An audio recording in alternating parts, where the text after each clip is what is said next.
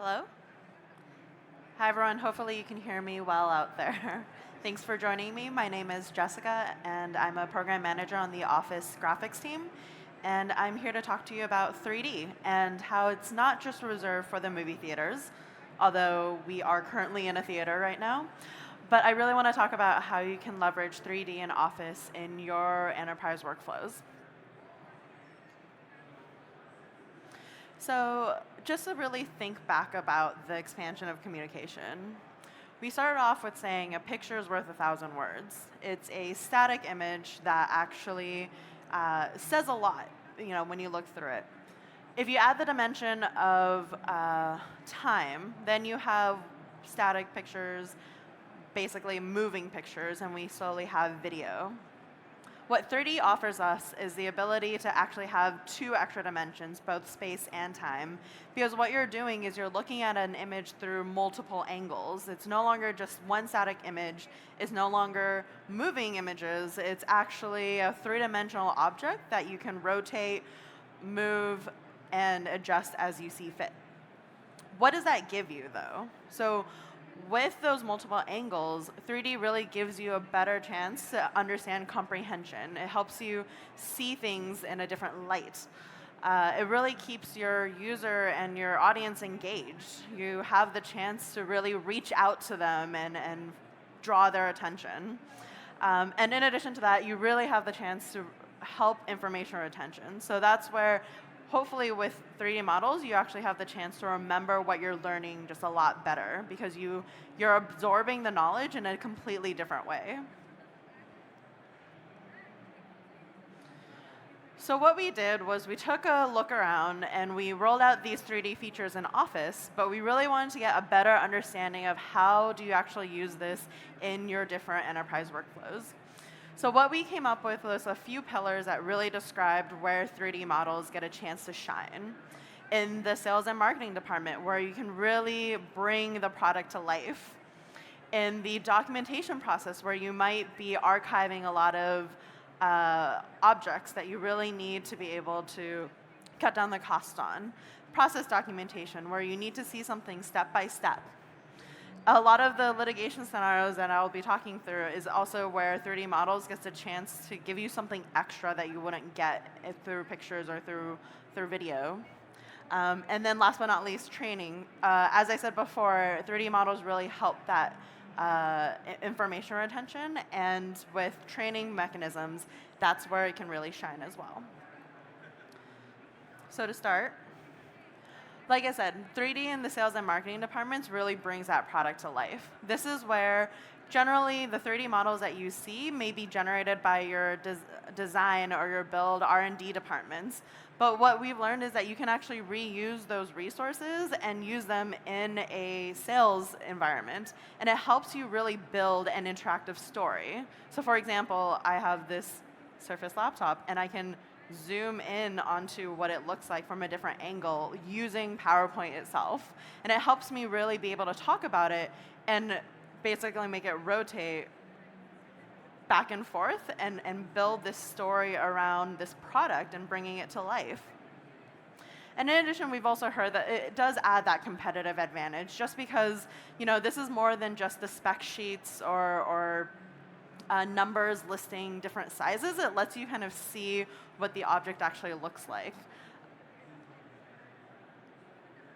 Oh.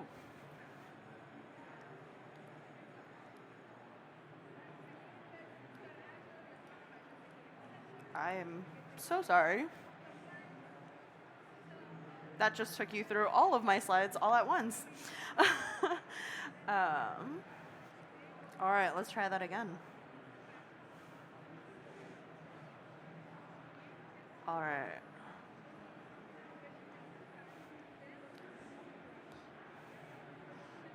Let's see if this will go a little bit more slowly this time. I'm sure you just retained all of that knowledge all at once.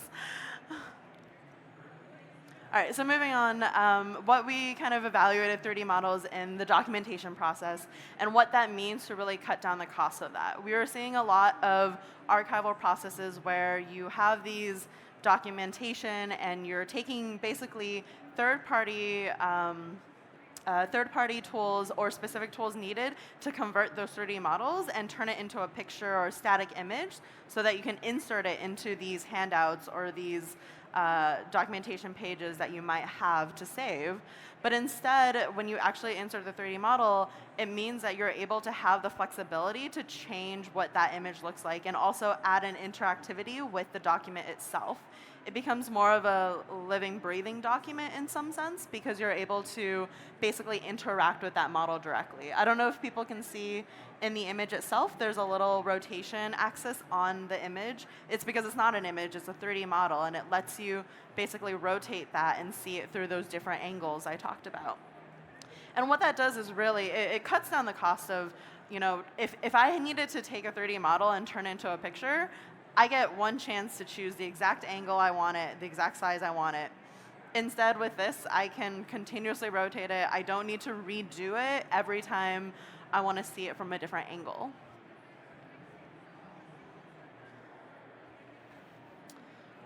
So with 3D, in the process documentation, this is where we're talking about these step-by-step processes. You may have workflows where you're trying to show how something comes together or how something breaks apart.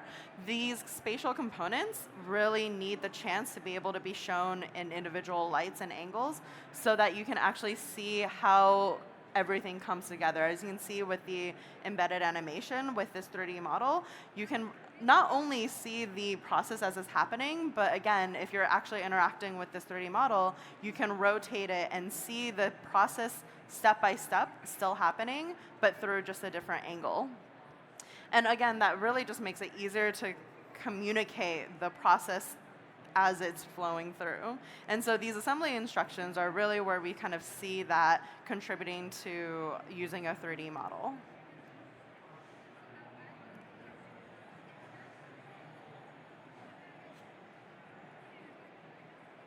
Oh.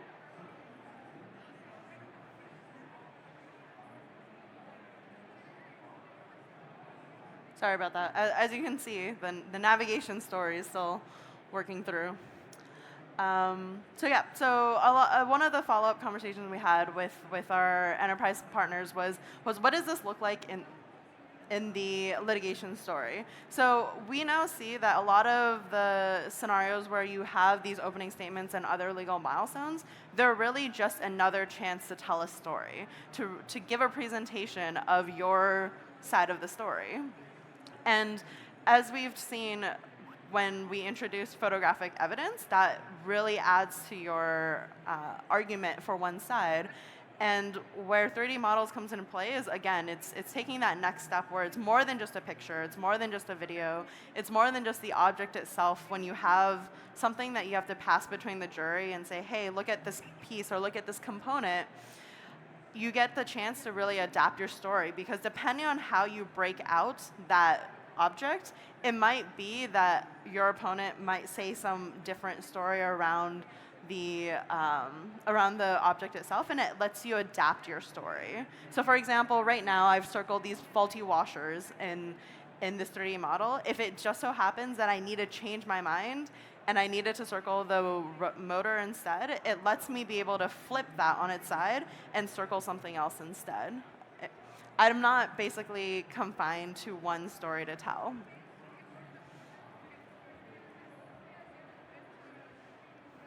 And again, the 3D in training scenario. So this is where it really lets you focus on comprehension.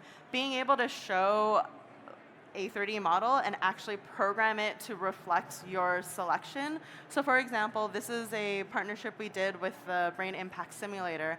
And so what it's doing is, as you select the different numbered frontal lobes, it's actually allowing you to rotate the model to focus on a particular aspect. And it gives you that chance to really explore with a 3D model and engage with it in a way that you wouldn't get to with a video, which, like I said, is a static timeline, whereas this, it lets you create and choose your story. It's like one of those, choose your adventure videos that you get, but instead it lets you interact with the model directly.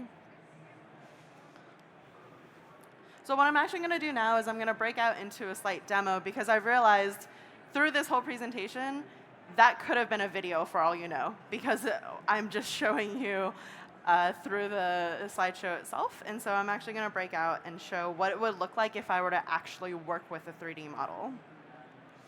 So I have a couple slides here. I'm going to put on my real estate hat a little bit. I love looking at houses, and so this is maybe a dream job one day.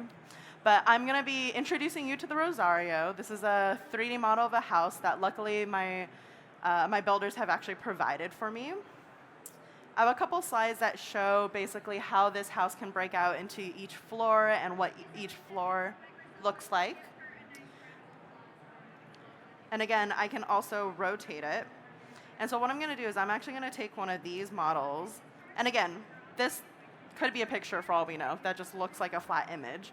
But what I'm actually going to do is I'm going to copy that and place it here.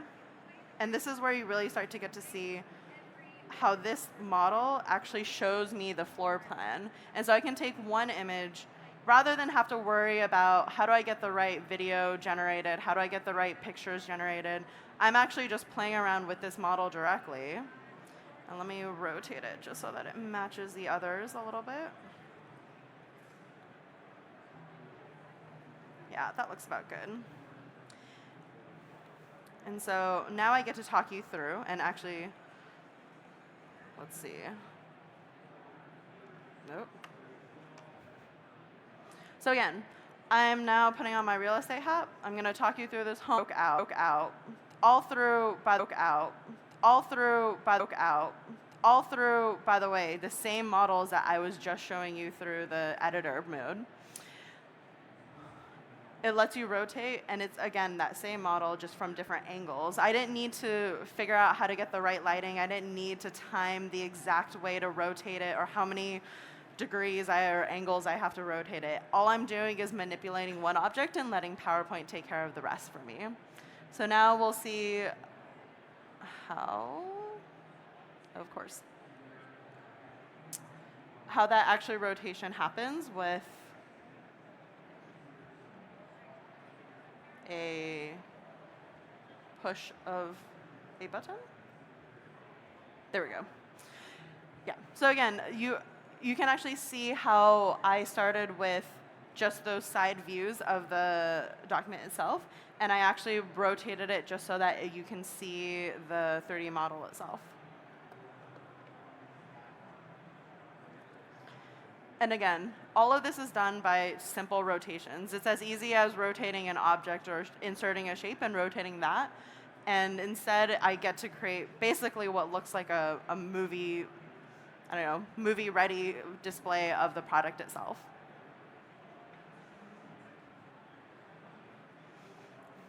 So now that I've showed a quick demo, I've given you some background of how we've seen other people do it, what does that leave you guys with, I guess? Well, what we really want to think about is how do we increase your efficiency by using 3D models? First of all, we recognize that you have maybe existing models. Like I said, this is your R&D department, this is your build department. Maybe they have these 3D models that you already have. You just need to figure out how to use them and incorporate them in a way to tell a story around them. And so this is really just taking your existing models and letting you have new opportunities to really build in a story around them. With pictures, again, this is more the acquisition scenario. If you have the existing object itself or you have pictures, how do you turn that into a 3D model that you can then incorporate and bring to life with your objects? And so that's an example of what you would just be a thermometer that you probably have a physical version of. You can actually start to take images and pictures to scan it into a 3D model. And then again, with the last part is really Microsoft trying to provide you with a catalog of objects that you can take advantage of so that you can really push and keep your audience engaged so that you can tell a compelling story with the default catalog that we've built for you. So what we did here was that we wanted to like I said, empower you to create your own. And so in addition to releasing the 3D features themselves, we've released a new 3D content guidelines that basically empower you to work with other vendors, your own departments, to be able to determine how to build the right 3D models that are optimized for a great PowerPoint and Office experience. And so really, this is just giving you the tools that you need to source and acquire content so that it runs well with your Office products. And it also gives you kind of an overview of how our engine works so that the rendering performance is what you want it to be. As I said, if I went through this whole document and the document was huge, or it's too slow to open, or I'm having difficulties presenting, we want to make sure that all of that is kind of taken care of, and so we wanted to provide those information and guidelines for you to learn from. And additionally, we have additional tools and resources for you to be able to check and validate the 3D models that you have, both from ones that you, like I said, already may have or are looking to acquire and source out. One thing I wanted to bring attention to is also the Microsoft 3D catalog itself. And so, like I said, in addition to building the 3D functionality in Office, as well as kind of the investments Microsoft has been doing in it, we have a catalog of over 7,000 models that are available for you to use. And this catalog is actually shared across all of the Microsoft products themselves. So this is the same catalog you will see in Microsoft PowerPoint, as you can see in the screenshot. It's the same one that you'll see in Paint 3D, where you can actually merge the creation and consumption experience. We see that Paint 3D is where you can work on creation or editing of those 3D models, and PowerPoint and Office products is where you can consume and really incorporate it into your productivity suite. And so again, you can continue to use what's available in our catalog, as well as those locally sourced 3D models that you may have as part of your personal company catalog. And I just want to say that the 3D catalog, even though it has 7,000 models now, it's still growing and we're still sourcing a lot more. However, our focus on building our 3D catalog is around these business metaphors. And so this is where we recognize that we may not have the actual personal 3D models of the product that you're working on or that you're trying to sell, but we try to create these basically shared experiences of what it would look like to have a soccer ball hitting a goal to represent success. Or actually, what you might also see here is a key that kind of represents the security, the scenario. As you can see, that security is very important and something that you can build into the story of how you can tell why something is important or really get your emphasis across. I've even heard a story of someone adding the T-Rex model that we have, the dinosaur 3D model, into their Excel sheets just to show that you can crunch some numbers. So it's really just getting these 3D models to give you a chance to bring your story to life. And so I just want to say thank you for joining me. I will be around afterwards for any additional questions that you may have, and please feel free to evaluate the session. Thank you.